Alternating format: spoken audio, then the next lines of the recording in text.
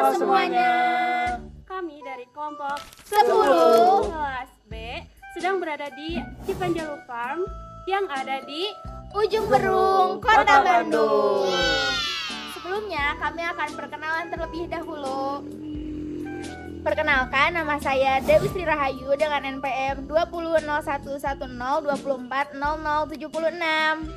Perkenalkan, nama saya Lela Citrasari dengan NPM 20.01.1024.0097. Perkenalkan, nama saya Panji Wangsa Grigori dengan NPM 20.01.1024.0320. Perkenalkan, nama saya Umar Abdurrahman dengan NPM 20.01.1024.0089. Perkenalkan, nama saya Ahmad Safi Isanullah dengan NPM 20.01.1024.065. Check this out.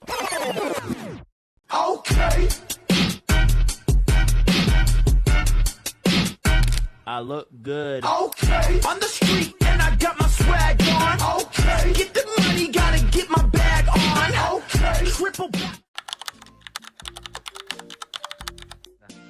Kalau boleh tahu Bapak namanya siapa, perkenalan? Bapak Wawandang, nama saya Bapak Wawandang. Boleh gak kita tahu identitas peternakan? Nama peternakannya itu Cipanjalu Farm. Yang punya pemiliknya saya sendiri, Pak Wawandang. Lokasinya ini ada di, kalau di sini namanya ini Pancuran Cadas, Pasiluhur, Pancuran Cadas, jalur Pasiluhur. Peternakan ini bergerak di komoditas apa? Sapi potong? Sapi potong, daging. Boleh gak menceritakan sejarah dari peternakan ini?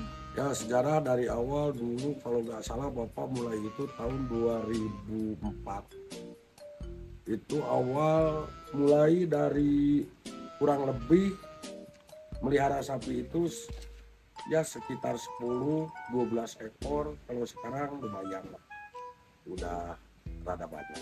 Visi misi dari peternakan ini kalau boleh tahu apa ya Pak?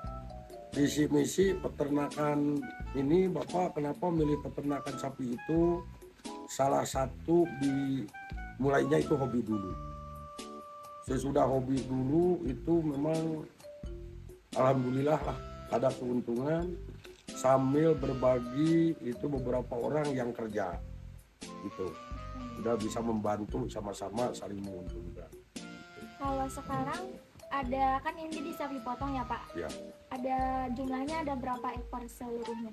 Seluruhnya itu di sini ada 64 kalau nggak salah, itu kandang ini kalau penuh 64. Yang di kandang itu ada 110.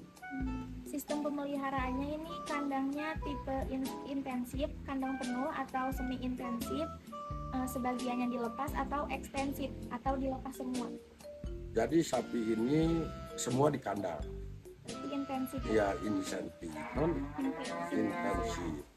Ini kandang, tipe kandangnya ini disekat, satu ekor satu sekat, satu ekor satu sekat. Bun, kalau bahasa di kampung mah pasing hareup gitu. Oh iya. Ya. Head to head Pak. Ya, tuh. Serta bagaimana manajemen harian kebersihan sama sanitasi kandangnya dijalankan? Kebersihan sapi itu muter. Jadi kalau di kandang itu gak ada kotoran-kotoran, itu harus steril, bersih gitu lah. Dimandiin satu hari nyampe 2 kali. Oh, dibersihin kandang? Iya, dibersihin terus itu. Untuk pakan yang diberikan ya Pak, jenis pakan apa saja yang diberikan ke ternak di peternakan ini? Nah, kalau komporannya ini ampas singkong, ada dedek, ada konsentrat. Satu harinya itu kurang lebih satu ekornya 7-8 kilo. Ampas singkong, nah 8 kilo semuanya itu udah diaduk kurang lebih 8 kilo. Kalau pakan hijauannya itu jerami kurang lebih satu harinya itu 15 kilo. Satu ekor sapi. Metode pemberian pakannya ini per kelompok kah atau per ekor, per individu? Oh, per individu ini per ekor. Jadi satu jola, satu sapi, sama itu jerami seperti itu. Apakah pemberian pakannya masih dilakukan secara manual atau udah pakai sistem otomatis? Manual, masih manual. Rata-rata estimasi pakan yang diberikan ke ternak itu berapa ya Pak? Kalau komboran itu satu sapi itu, satu ekor sapi 7 sampai 8 kilo satu hari. Kalau jeraminya 15 kilo satu hari. Dikasih makannya ini di jam berapa aja ya Pak? Dari pagi, Pagi siang, sore, nyampe malam. berapa kali? Ya kalau udah kosong itu dikasih, udah kosong dikasih. Sekosongnya. Iya, itu kan ada yang satu orang di kandang terus. Selain pakan utama, apakah pakan ternak ini dikasih vitamin, mineral, atau suplemen tertentu untuk mendukung produktivitas pertumbuhan dan kesehatan? Buat kesehatannya itu 2 bulan sekali itu dikasih obat cacing, namanya bolus. Obat cacing, kalau ada yang sakit itu memang ada disuntik. Kalau nggak ada yang sakit itu. Tapi kalau udah sehat enggak. Berdasarkan pakan yang diberikan ya Pak? Ya. Berapa rata-rata bobot ternak di sini? Pakan? Ini dari 3 kintal sampai 4 kintal ada. Ada yang 6 kintal sampai 7 kintal udah ada.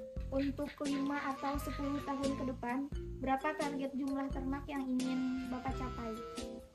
Tergantung milik, cita-cita mah memanglah semungkin banyak gitu, tapi ya kalau misalkan sukses ya pengen banyak.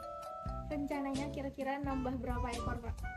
Ya atau nambahnya kalau sekarang misalkan habis 2-300, 500 kalau kecapai. Amin. Kalau gak kecapai gimana? Halo semuanya, sekarang saya akan menjelaskan terkait hasil evaluasi kecukupan nutrien yang telah dilakukan oleh kelompok 10. Untuk pengukuran bobot badan, kelompok kami menggunakan tali rafia sebagai pengganti pita rondo, di mana tali rafia yang didapatkan akan kami hitung panjangnya dengan pita ukur, lalu akan kita masukkan di rumus Winter 1961. Untuk rumusnya, berat badan sapi sama dengan lingkar dada sapi kuadrat dikalikan dengan panjang badan sapi, kemudian dibagi dengan 300. Berdasarkan hasil perhitungan kami, didapatkan bobot badan sapi sebesar 347,85 kg.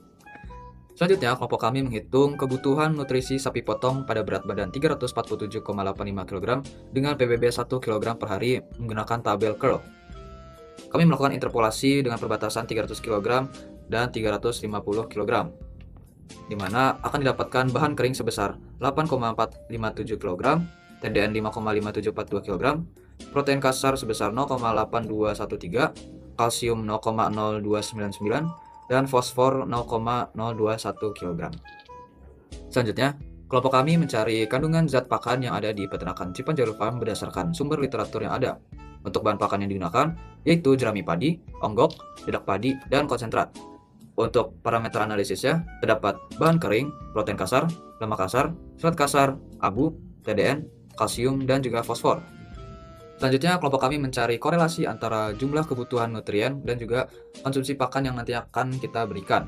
Untuk kebutuhan nutriennya, terdapat bahan kering sebesar 8,457 kg, PK sebesar 0,8213 kg, lalu TDN sebesar 5,5742 kg, kalsium 0,0299 kg, serta fosfor 0,021 kg. Di sini kelompok kami tidak dapat menemukan untuk kebutuhan nutrien pada lemak kasar, serat kasar, dan juga abu.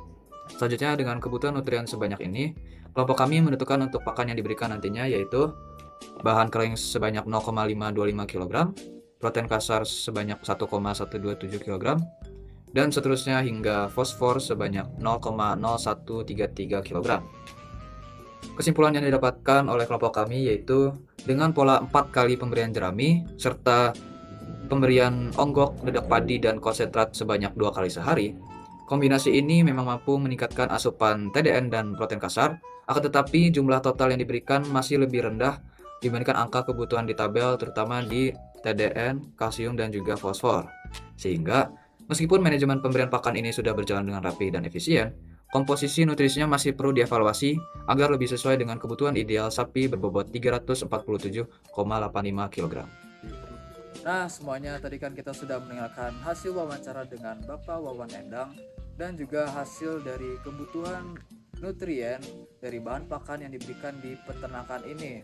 Semoga ilmu yang diberikan ini dapat bermanfaat untuk kalian semua. Dadah. Semuanya.